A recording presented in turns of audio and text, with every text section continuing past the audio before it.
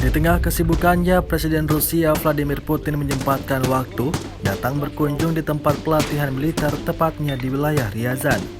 Rekamannya ramai beredar di media sosial Telegram pada Jumat 21 Oktober 2022. Kedatangannya bertujuan untuk memeriksa latihan praktis, taktis, teknik, dan medis serta mensupport para personel yang dimobilisasi.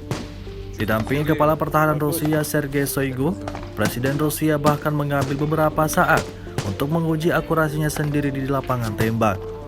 Tampak dalam rekaman, Putin memperlihatkan cara menggunakan senapan sniper SFD kepada para personel yang dimobilisasi.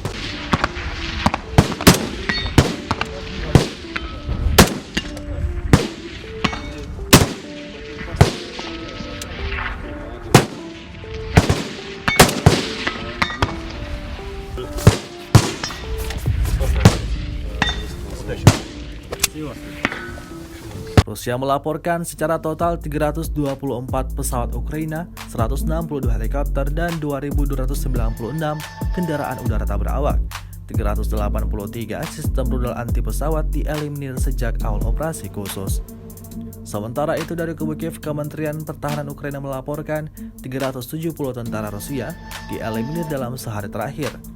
Total 66.650 prajurit Federasi Rusia meninggal sejak awal konflik hingga hari ke-239. Terima kasih sudah nonton. Jangan lupa like, subscribe, dan share ya.